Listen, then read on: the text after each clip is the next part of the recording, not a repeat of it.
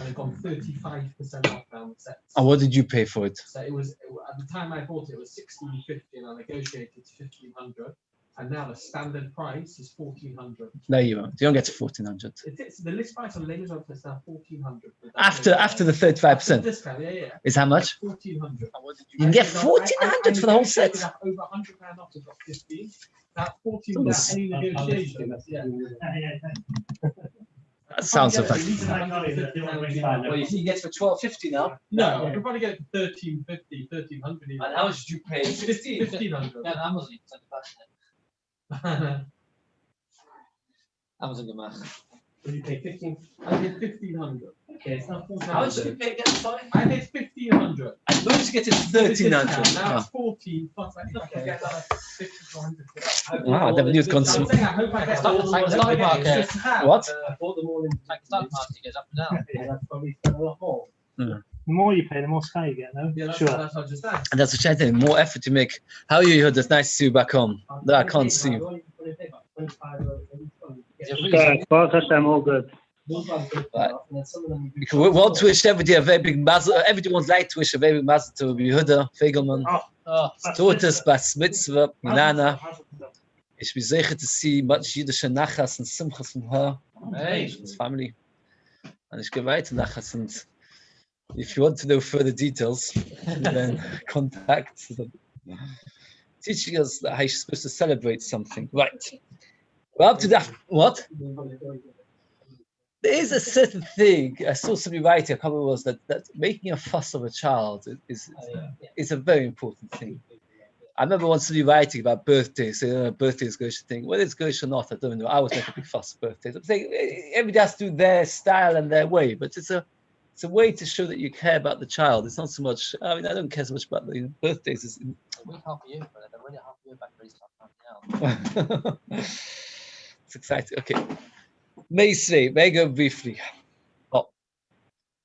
Actually, Mamish in the middle of something which we've almost finished. But basically, there's a machlokes a bichlum mishlokish regarding a limb that has a kazai sposo, but not by the etzem, not by the place you break it, but further away. And the question is, are you allowed to break it or not? The way the Gemara places it is God kazais. It's not kazai sposo b'mokim zeb. It's God kazai sposo b'mokim acha. So, now we're going to try and prove one way or the other. We're up to 15 lines down already on Pehei Amud Aleph. Meisvi. Evesh Yotza Miktsosik. A limb, that part of it went out of the Beis Hamikdash, right? So made a picture. Let's say I'm a sheep, and my limb goes out of not of the Beis Hamikdash, out of where, by the way? Yerushalayim. So a limb goes out of Yerushalayim partly. You cut down till the bone. The you peel back to the joint, the so you cut back the joint. We almost ever say no look as possible. Normally the of this way. Why do you have to do both? Peel it back and then cut it at the joint. Why not smash over here? Again, here's the limb. This is, let's say, my thigh or something, or leg. So take away the meat, because then you have to take the meat because that you're going to eat, and then cut it down over here. Answers the Gemara, Abaya says that when you smash a bone, it is rare that the cut will be straight. And what will happen is, let's say you cut over here, you might end up cracking the bone at an area which has still got bossa on, right? You've got a leg, and you pull away part of the meat, and then you cut the bone down the middle. Then what will happen is a pekah means a crack, or crack further along. Sometimes when you cut wood, right? If you don't do a good job, it cracks the whole wood, and then you've lost the wood, right? So here, you have to cut, that's why we wait to cut to the joint. But Venus is a slightly different cheshbon. We're talking about a thigh bone. What's got inside the thigh bone? Marrow.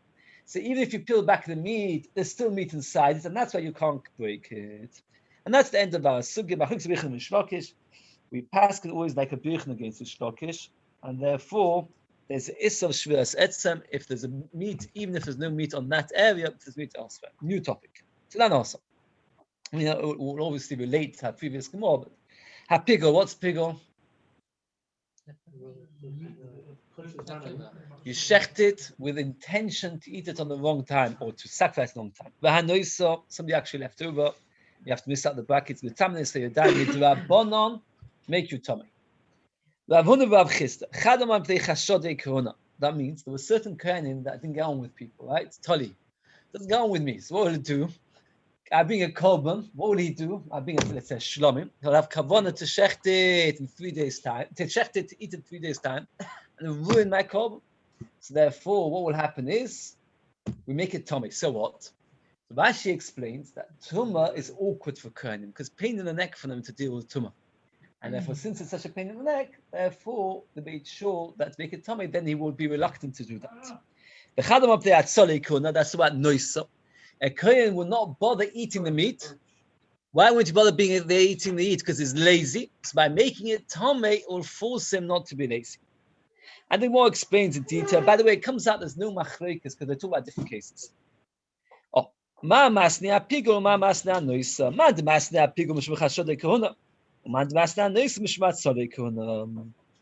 If you look at the third thesis down, a very interesting thesis comes up a few places. Shas.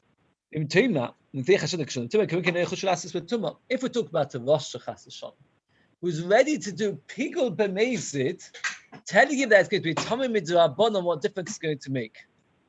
Says Tosfos,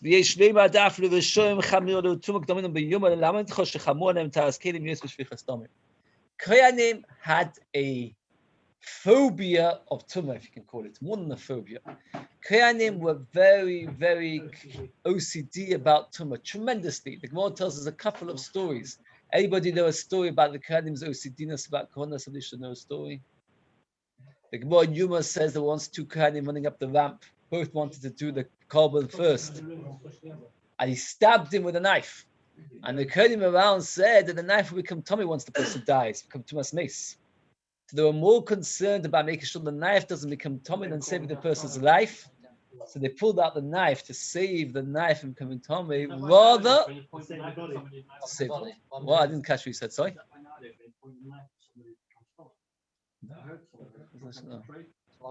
No, you can't. He died. Another Gemara that's not the Rashi Tis doesn't bring it. Tis just brings. If you look, Tis just says "Kedaminam b'Yuma." In Yuma is that story. There's a Gemara in Sanhedrin that if they would see, if a kohen would see another kohen behaving b'tumah, what would they do? They would drag him out of the Beis Hamikdash and smash his brains and kill him like that. If they would see a kohen would see another kohen working b'tumah, they would put him out of the Beis Hamikdash and smash him, smash his brain, smash his brains. So anyway, so because of that, that's why they were more makbid about it. Okay, so says the Gemara. Again, let's get it very, very clear. 2 halachas. One is that noisa becomes tummy. Why does noisa become tummy? No, noisa is not. Atzlei kuda. People who are lazy don't eat it. Pigul becomes tummy because of chashodei kuda. Now, another machlekes. This is a real machlekes this time. Before the first machlekes wasn't the machlekes because they were just 2 different cases. Ma mastika zayis, ma mastika beitza. The amount of pigul on noisa to become tummy is a machlekes amoyvoy. Ma de mastika zayis, already 1 kazayis makes it tummy kisur. Just like you're not allowed to eat the kazayis, it becomes tummy by kazayis. Man mastika beitza ketumasa like normal tumah. Normal tumah is that beitza is only food or a kebetza is metame. If you've got a crumb of tumah and you touch it, you do not become tummy. We learn it from all food that can be eaten. It has to be the amount that you can eat. And the Gemara tells us how much can you fit inside your Beis Hamikdash, the place that you're swallowing is an egg. It's one of the places that Chaim Noah argues proves against Chazon Ish. If you say our eggs are half the size of the olden day eggs, it would be very hard to imagine swallowing down such a size egg. Even our eggs are not easy to be machzik Beis Hamikdash. Okay. What? According to Chazon Ish, all our eggs are half the size of what they used to be. So the point is, the Gemara tells us very hard to. Okay. No, that's going ready to the Tanakh. Okay. So we've got machlokes regarding tumah if we talk about kazayis or kabetza. Eboilehu. Yoitze. What happens? We talked about pig, we talked about noisa, what about yoitze? It means if somebody takes a piece of meat outside where? Yerushalayim if it's kachim kalim, or the azor if it's kachim kachim. Goes up on tomorrow. Me on me do we say no so the goes up on tomorrow does that people get lazy. I've used that fuck be a damn mafkin be a dime. People are not going to be so terrible to actually take the meat outside the base Shalam base with the goes up on tomorrow. That means did they see fit to make a gzera by Yotze, just like they made a gzera by Nois? Says the Gemara Toshima. And that's why we mentioned it over here, because it proves in the same place. Eva Shiotza Miktsasa. A limb, that part of it went out with Samikdosh. What? And we had it a few minutes ago. Toshba, Eva Shiotza Miktsasa, a limb that went partly out. Oh, yes, Baruch Hashem, it is good. You cut down to the bone, the curl if you peel back, actually get a perk for Choytach. We almost goes to be able to it becomes tummy. Think about it. You've got a limb. This is the limb. It goes outside Yerushalayim. This part was outside. This part is inside. If you say the part that went outside is tummy, so all the meat till here is tummy. So now this meat will become tummy, and therefore, what's the point of peeling it back to save it? The whole animal. Right. That's right. The whole animal comes tummy. It could be that you took out, let's say, a limb by itself. You took out, you broke off a leg, and you took the leg and a joint. And you took it outside. The point is, what's the point of peeling it back to eat it? You can't eat it anyway. Why can't you eat it anyway? Because it comes tummy. Answer was it's not tummy. Why not? Tuma stoim but tuma stoim lemetami. Hidden tuma is not metami. That means, theoretically speaking, if somebody would put tuma inside your stomach, would you become tummy? No. How could somebody do that? For example, let's say you take a piece of bread, pita, and you hide inside it a piece of tuma. The whole thing becomes tummy. No, not always does food with tablet. Let's say it becomes a shady where it's not metabolic, and then you eat it. Two mass based storm is not metabolic. It's very important in your soul. In fact, Rashi asks the question that every time a person has relations with Tommy to maskeri, both the husband and the wife. Says Rashi, why is the wife become Tommy? It's two mass based storm. The tumor is from the keri. The keri is only inside. It's not on the outside. And says Rashi, it's a kosev that the Torah is metam is such a thing. It's a special aloha. The two mass storm is not metam. Says the Gemara over here that. That's why it's not tummy. So therefore, again, you've got a limb, went outside the Beis Hamikdash, outside Yerushalayim again, outside Yerushalayim. So you peel back half. Furthermore, what's the point of peeling it back? It'll be tummy. Answer, it's not tummy because it touched in the two space to start. Fade the Gemara. Ravina holds that food is disjointed. It's not considered attached. It's not like a table which is attached. Food is just particles of food. It's like it's molecules of food moving around. So therefore, it's not considered mechuba. It's not considered attached. If it's not attached, so then it touches and it becomes tummy. So you can't call it tumas beis stone. Says the Gemara. We're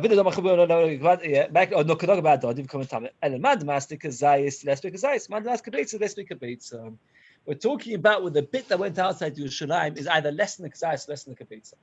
And we said before that the tumah only spreads if it is a kazayis or kabetza. And that's what you gain by peeling it back. So again, when you've got a limb that goes outside Yerushalayim, you peel it back and then you cut out the joint. Oh, what about chash tumah? The answer is that the bit that was inside, the bit that went out was less than the kazayis or kabetza, and less than the kazayis or kabetza is not metame. Toshma another. We're going to learn in great detail. You're not allowed to walk out to the common Pesach. You have to stay in the group that you're eating, and you can't just move around. That's right. It's a bubble, literally a bubble. So what happens if you take the meat from one group to another group? Even if you're over loisase alav, tohi. It is tohi. That means it doesn't become tomei. We'll see. That's right. Can't take you. You have to stay with Chaburei the whole time. We won't discuss great length. I'm not going to go into that. The verse is like this. My love, toy vasa. Going out from one group to another is exactly the same as going out of Yerushalayim. Just like going out of Yerushalayim is yotzei, also going from one group to another is a yotzei. And therefore, in both cases, the common Pesach is possible. So we see that even if you take it from one group to another, even though it's psul yotzei, it's still considered toy. Din says the Gemara, if you take it out of Yerushalayim, it should be considered toy. So Amalei goes over on Tuma. Look, toy umuta. That over here, that we're holding that it's not possible. When you take it out of Yerushalayim, it becomes psul yotzei. When you go from one group to the other group, it's not psul yotzei. And since it's not psul yotzei, therefore what? You're allowed, therefore, it's not even toy. There's no shaila. It's not possible. When the chazal make a gzera, when it becomes possible, then it made a gzera. Here, you shouldn't have gone from one group to the other, but it doesn't become possible. Oh, says the Gemara. It's not possible. Say for that Beis says Mefurish, that in fact it is possible. And we keep to this. It's important to remember. Not only you're not allowed to go from group A to group B, if you go from group A to group B, what will happen?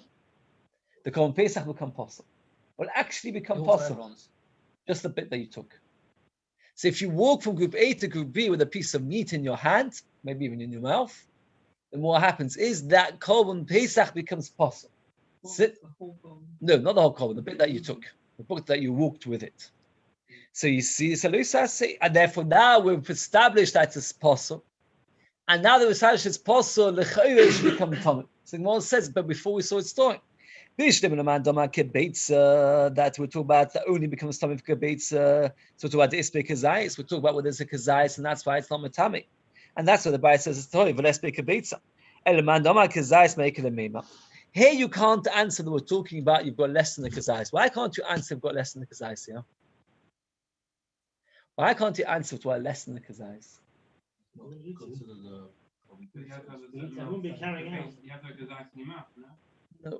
Well, Rashi says because Luisa says you will get malchus and it's a proper punishment.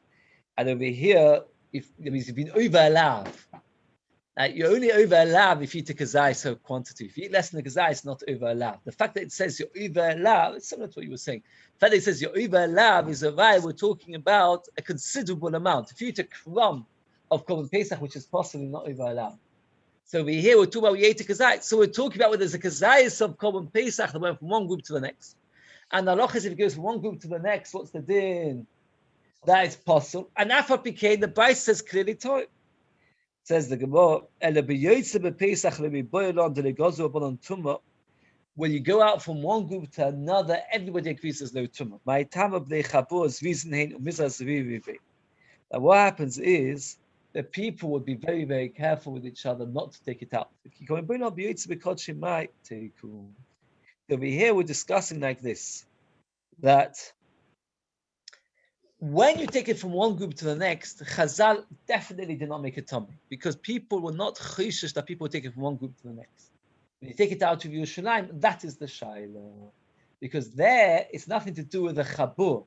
There, it's to do with all Kodshim. For example, Shlomim, Toidu, you take it outside Yerushalayim, that's the Shiloh. There's a Machvikis Yishudim regarding Korban Pesach, they take it out of Yerushalayim. Is that part of the Gemara Shiloh or not? The Gemara says regarding Korban Pesach, they take it from one group to the other. That's definitely not tummy. Taking Korban Shlomim out of Yerushalayim, that's the Shiloh of the Gemara. Regarding Korban Pesach, they take it out of Yerushalayim, the Gemara, that's the Shiloh in the Rishon. Tosis actually points out that even we learned that Rabbi making a fire. If you remember, the Gemara there says that you're not allowed to have a fire with lots of wood on Shabbos. Why? It means you're not allowed to make a big fire Shabbos go next to it. You might add more, you might stoke it. So the Gemara asks the Beis HaMoiked, they had a fire every Shabbos to keep people warm in the Beis HaMikdash. So the Gemara answers, let's see Tosis and say last Tosis. Lech Baruch HaZuzanein Kimoim L'Gnet Kol Shem Tomei Al Pei Kamoitz Tefillin Mashma Epcha. The Kamar Kedem is Vizanein.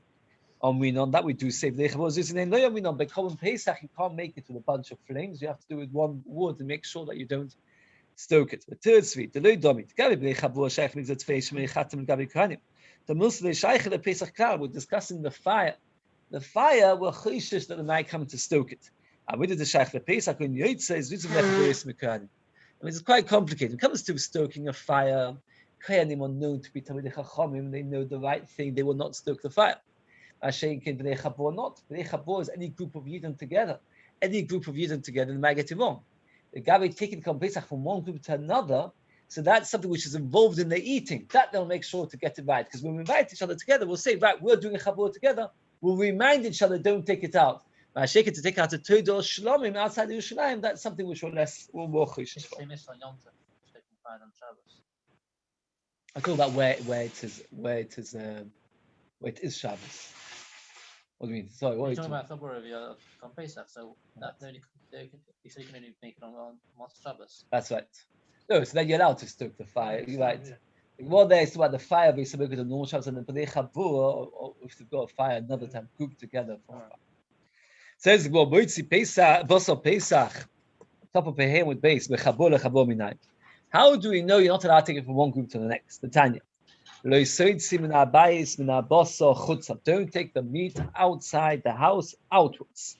The word chutza is spare, because if I say don't take something out of the house, obviously I mean outside.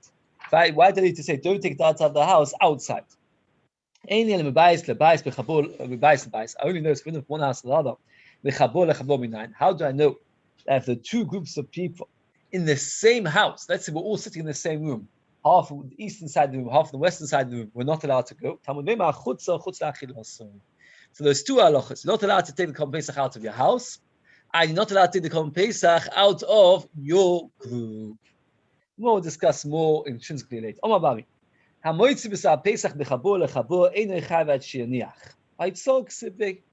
Since the Torah uses the word hoitzah, we're doing Shabbos. And in Shabbos we have a halacha that hoitzah you only chayav if you do akira v'hanocha. Also, you have to do akira v'hanocha. Shabbos, ma Shabbos adavad akira v'hanocha af hachanami adavad akira v'hanocha. You have to akira v'hanocha. So Rashi tells us that the Torah says by Shabbos and by all averos ba'asoiso when you do it, and from there we darshan ba'asois kulov le'miksoso. To be chayav for an aver on Shabbos, you have to do the entire malacha. So if I pick up something from my house, but I don't put it down in the Shus Rabim, I'm not chayav. I've only done a half a malacha. The Torah says you have to do an entire malacha. So too, even though here we're not talking about malachas, here we're just talking about moving the Korban Pesach from one area to another. You're not chayav malchus unless you do an akira and a hanocha. Mosiv Abba Mama.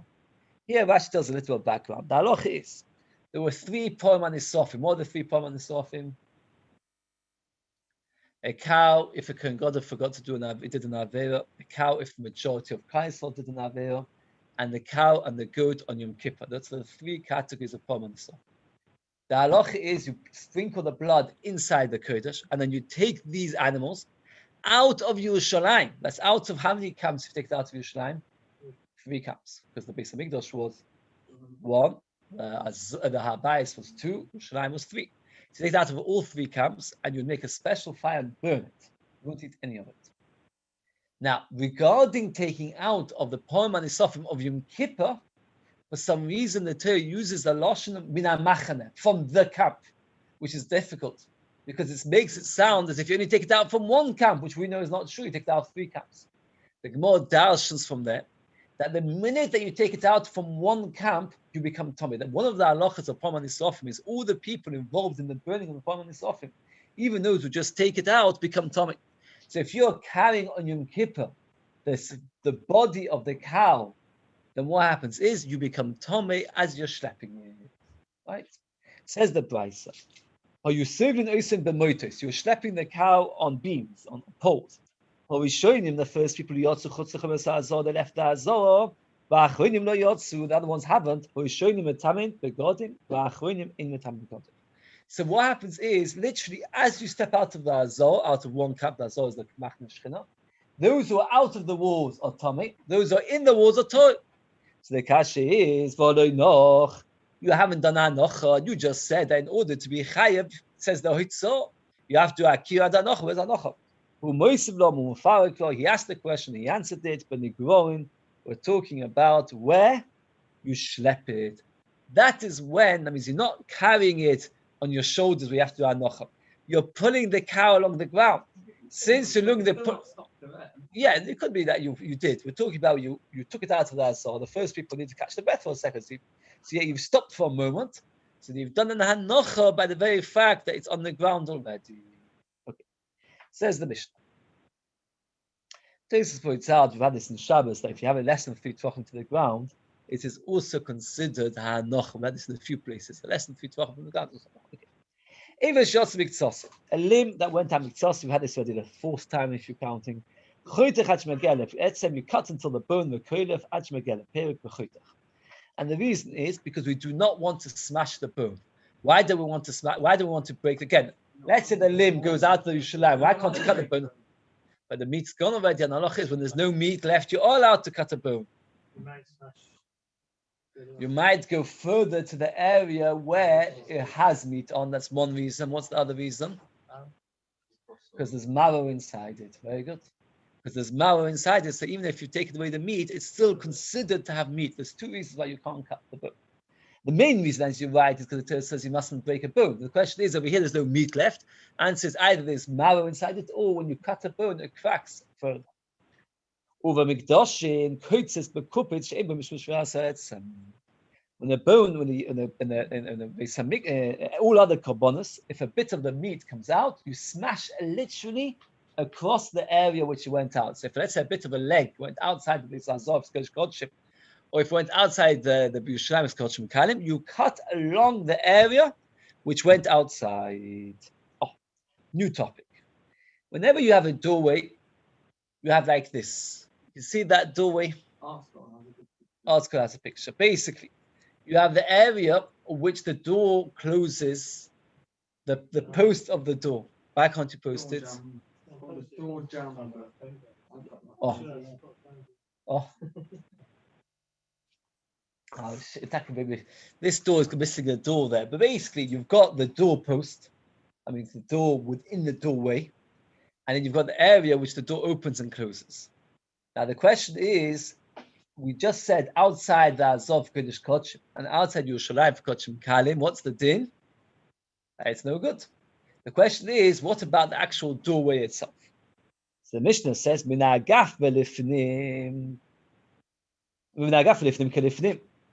the doorway and inside, it's inside. That means from where the door closes. From where the door opens to the outside, it's the outside. The thickness of the wall, that means if you're walking on the wall, or the windows is like the inside. So if you walk on the walls, you're not allowed to carry by the actual lechi. Don't allow you to carry by the lechi. In a house, yes, but not in the eruv. You're right. In the house you can, but not in there. You can't carry underneath a. That's right. So you're allowed to eat kodshim kalim on the walls of Yerushalayim, and you're allowed to eat kodshim on the walls of the Azor. The Gemara limits this quite a lot. Now the Mishnah over here talked about from inside the doorway and outside the doorway. The fact that the Mishnah finishes off the walls, that is talking about on top of the walls. But the actual doorway itself, the Mishnah never talks about. The Mishnah just talks about out of the door and in the door. It means past the doorway and in the doorway. The Mishnah does not talk about the doorpost itself. The Mishnah talks about three things: the windows and on top of the walls, which is got kedusha, and out of the doorway, and which has got no kedusha, and the doorway has. But in the doorway, the Mishnah doesn't talk about it. Says the Gemara. These halachas exist by tefillah as well. So Rashi says the halacha over here is regarding somebody who wants to be part of a minyan. So let's say we're all davening together, and somebody stands underneath, there's 10 of us in here, and somebody wants to stand onto the doorpost. Is he entitled? Is he part of the minyan or not? Tosfos, third Tosfos, gets very upset because he says that. Sorry, I should say that Tosfos says that whenever you've got, I just said briefly, the machlokes with Rashi and Tosfos as follows: or we talk about when you've got 10 people and one person standing under the doorway, and the question is it being yotzei tefillah b'tzibur? Or we talk about when you've got 9 people and one person's in the doorway and he wants to be part of it. That's the machlokes Rashi Tosfos. Nice, we pass like Tosfos that once you have 10 people in a room, what happens is then you're allowed to be in the doorway. It's not a problem, because that's not the problem. The only problem is if you want to be in the doorway when there's no 10 people. If you've got 10 people and you're in the doorway, you're fine. It gets his spirit. What? Once there's a proper minyan, then even if you're in the doorway, you're even if you can't see the others, you're considered part of the minyan. Considered a separate room then? I don't know about that. That's a special issue. I don't know. So there's a doorway over here. It says, "Well, please, even an iron fence wall will not block between Kayas and Hashem, and therefore it doesn't matter where you are." We'll show and discuss what it means. That means the idea is that that as long as a person's part of the tzibur, that's how Tosfos paskins, then it doesn't matter if there's in a doorway, etc. He's okay. The Mishnah itself is self-contradictory. Why? Almost you said that gaf lifnim from the doorway on the inside, kelifnim is like the inside. But gaf atzma, the doorway itself, kelachutz. Ema say from that gaf lachutz, kelachutz, or gaf atzma, kelifnim. You said if the doorway on the inside is like the inside, doorway on the outside is like the outside, and the doorway itself is a steer. The gates of the Azor have got the din of Kedusha. The gates of Yerushalayim do not have Kedusha. We'll explain in a minute why. Let's clear. The gates of the Beis Hamikdash of the Azor, they do have Kedusha. The gates of Yerushalayim don't have Kedusha. The more explains why. Doma v'shubah v'yisrael k'nei malo niskat shashar Yerushalayim. Leishmitzevoin megidin tachtein b'chama pnei achamo. And Mitzvah asked out of 3 camps. What are the 3 camps? We said Yerushalayim is the 3rd camp, the Rabbi is the 2nd camp, and the Azor is the 1st camp. Now, what would happen is they go out of the city. These walls were very, very thick. It would be raining, very hot. They would sit underneath the gates. So, in order for them to allow them to have shelter, they would never mekadesh the gateways. So, underneath the gate arches, you can't. And therefore, they will not mekadesh the gateways. Since they will not mekadesh the gateways, therefore the Mitzvahim could take protection. If they should be put in the thumbs of their hands. That means all the gates of the Beis Hamikdash of the Azor were Kaddish. The exception to the rule was Shah Nikanor, which was one eastern gate, which was not Kaddish. And here Rashi explains at great length all the halachas again. Halacha is like this: a mitzvah has to be sent of how many camps? 3. What would happen is, once the tzaras went away, he would start a process of tahara, shaving, bringing birds, bringing ezer v'tzitlas. All that would take place outside the Beis Hamikdash, and there would be no problems. The problem was on the very last day of his purity, he would bring an asham, and from the blood of the asham, they would put it on his thumbs. And here we have a problem. We can't let the blood go outside the Azor. Why not? Because then the blood would be possible because it's Yotze. All blood that goes out of the Azor is possible because of Yotze. We can't allow him to go inside the Azor. Now here you can't say because he's a Mitzvah, because he's already started the process of purity and he's allowed inside the camps, but one camp is not allowed, is the Machne Shechina. Does anybody know why is he not allowed in Machne Shechina? Oh, because that's being a korban. It says Mechusa Kippurim. The halacha is somebody that still needs to bring a korban to be completely torah is considered Mechusa Kippurim, and the Mechusa Kippurim is not allowed to go into the Azor. So we have a major problem over here. We can't allow him to go in the Azor because he's Mechusa Kippurim. He's not got the din of being outside the 3 camps, but he's Mechusa Kippurim. We can't go in the Azor, and we can't get the blood outside the Azor because it would be possible Yosef. So what they did was, they weren't Mekadesh Shah Nikanor, they didn't make it Kaddish. And he would stand outside he would stand in the gate, and he would stick his thumbs inside. And Rashi has 2 answers. Oh, you're not allowed to stick your thumbs in either. Rashi has 2 answers. Either part of the body is permitted, and then you'd be allowed to stick your fingers inside the kosel, even if you're tomei, etc. Because he says, beer b'miktsas, loishmei beer, a tiny bit of coming in is not called coming in. Alternatively, Rashi says there's an exeris hakosov that the Mitzvah was allowed to put his thumbs inside, even though generally we do not allow it. Oh. So it comes out like this. So all the gates of the Azor all had Kedushas Hazor. So if a Kohen wanted to eat the Kodesh Kodeshim underneath a gate, he was allowed. All the gates of Yerushalayim did not have Kedusha. The exception was Shah Nikanor, which did not have Kedusha. The Mitzvah can stand there and put his thumbs all the way in, and that way get the blood on top of his thumbs. That is the halacha. Tosfos is not here, but elsewhere asks the question: the same price, they could have made it that the gate of Shah Nikanor should not be Kaddish. Should be Kaddish. Make him stand outside the gate and put his thumbs inside. And in that way, whatever you're going to answer, you made the Shah Nikanor not Kaddish, the Mitzvah stands there, puts his thumbs in, make it Kaddish, and he should stand outside the gate and put his thumbs into the gate.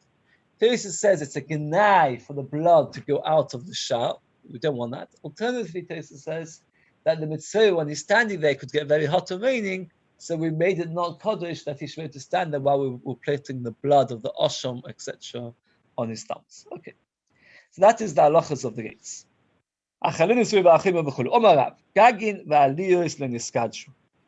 The rooftops and the upstairs in Yerushalayim were not Kaddish. I mentioned this once before, that if you live in the second floor level in Yerushalayim, you cannot eat Kodshim Kalim. It's very important halacha. They did not make it Kaddish, which means that you can't eat Kodshim Kalim anywhere in Yerushalayim except on ground floor. Eini. Is that so? The Adigborg asks many questions on Rav's statement. There were so many Yidden that would come to Common Pesach, everyone would only get a minimum part. How much? 1 kazais. The Halal, but the Halal Poka Ego would make the roof break, shatter the roofs. That means when they would sing Halal, even though they only got a tiny bit of meat, most people don't get a tiny bit of meat, but not in such a joyful mood. When they would sing the Halal, which was at the end of the Seder, they would sing it with such a joy that the rooftops would crack. I'm sure Pinkas used to speak about this every year. What do you mean the rooftops used to crack? I just used to say around. A roof is protection, right? You don't have a roof, you got no protection. So it's a symbol of protection. That by the time they sang their Hallel with such enthusiasm, they came to such a recognition that the only protection is Hashem, that the roofs would crack. They would see no need in having roofs because they consider themselves under the protection of Hashem, and they did not need the roofs to. I mean, that was the enthusiasm they used to do. Sometimes my father would say the night, let's sing the Hallel with such enthusiasm to make the rooftop crack. Unfortunately, none of us are blessed with that. Such beautiful voices. Big. What? You're tired, but you see the enthusiasm. What? So the Mishnah of the Gemara says that what? That you eat the kazayis Pesach and the Hallel would crack. Now, Pashtus, why would it crack? Because they were sitting on the roof. Says the Gemara, they would sit on the rooftop, eat the Korban Pesach, and say Hallel. Look, they would sit on the floor, the ground floor, and then they would go onto the rooftop and sing Hallel. The idea was, it's a beautiful thing if you picture it. Everybody would eat the Korban Pesach in their rooms. And then at the end of the Seder, that's about 11, 12 o'clock at night, after baking your matzahs, roasting the Korban Pesach, saying Magid, listening to your children say Manishtana, and eating your matzah and everything else, you then sit on the roof, and everybody would sing Hallel together on the rooftops. Say the Gemara, Eini, could you do such a thing? Eat Korban Pesach in one place and go somewhere else? But now, and there are many explanations. What does it mean? Many explanations. But Rav's explanation is that after you've eaten the Korban Pesach, you don't go to another group. So you see that even after you've eaten the Korban Pesach as dessert, you don't go to another group. Groups on the roof now. Oh, no, it's mashma, you don't move away. You don't move. He translates the word afikoimon from the word afik, to take away. You don't take away. Mon is from the word kelim, monos or kelim. Don't take your kelim out. While you're still in the middle of the meal process, you're not allowed. After the meal, you could move away and go wherever you wanted. Here Rashi says, by the way, the very interesting Rashi, top line, you have to be satisfied.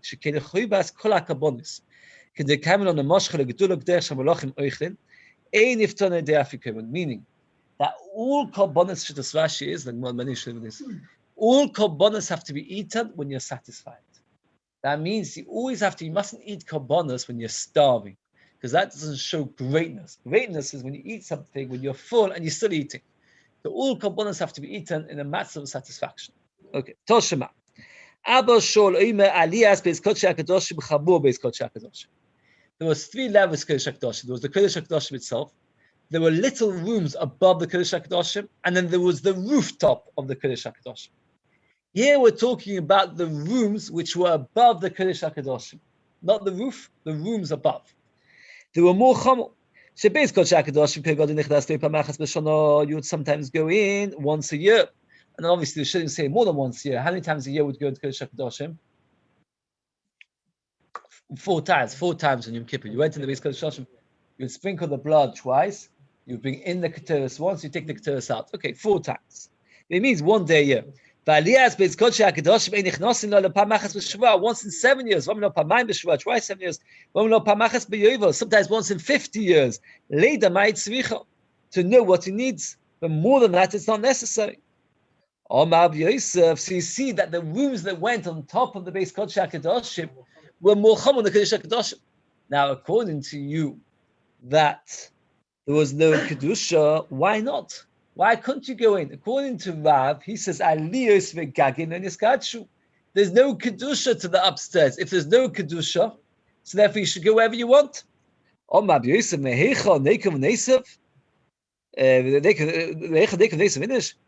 a person come ask a question from the Heichel? Shani Heichel. When David HaMelech was being nifta, he told Shlomo HaMelech to build the Beis Hamikdash. Not only he told him, he prepared a lot of the materials for Beis HaKadosh, and not only that, they even gave him a design for the Beis Kodesh HaKadoshim. By Yitzid David the Shlomo Banoi established, that is the blueprints. Ha'ulam, that's the ulam. There's botov in the rooms. There's gonzoch, that is the storage rooms. Vali Yosef in the upstairs. The chadov apnimim and the inner rooms. Ubeis HaKapos has the Kodesh HaKadoshim. Uksiv, and then follow post it says, later, about a few seconds later, Hakol bichsav miyad Hashem onai hiskil. Everything that I'm telling you, David said to Shlomo, Hashem taught me. Meaning, there's a difference between the roof, which Hashem never spoke about, than the rooms themselves, which were described. The rooms that were described, that's called Kedusha, that was part of the design of the Kodesh HaKadoshim. But the roof was not, and therefore, you can't compare. So it comes out like this. We pass like that. That rooms which are, that means the upstairs of all the places in around Yerushalayim were not Kodesh, and neither was the rooftop of the Beis Hamikdash. But the rooms which were described in these psukim, they did become Kodesh, and even more Kodesh HaKadoshim. We'll stop over here, third line down. When Ash asks a kasha, and I think it's an unbelievable question. I don't know why he doesn't have good answers. I must admit that I've already forgotten it. It's an amazing thing to show. In Pe'alef from the base, the Mishnah there says, look inside, the Mishnah says that if you had leftover korban Pesach, what would you do with it? But saying you'd burn it in your courtyards, or saying on the rooftops. If you had leftover korban Pesach, you'd have to burn it in your rooftop. No, how can you burn it in your rooftop? Kodshim Kalim, which is Noisa, has to be burnt in Yerushalayim. And according to Rav, Gago is the Niskachu. If Gago is the Niskachu, asks Rabbi Yashiv, how could you burn your leftover korban Pesach on your rooftop? How could you do such a thing? It's a very, very strong question. And he asks question after question on Rav and doesn't ask from that Mishnah. It's a very, very strong question. Okay, we'll stop over here till Shema. Tomorrow, Hashem will finish the period. Tomorrow, I'd like to start the next daf because it's a very, very, very long daf.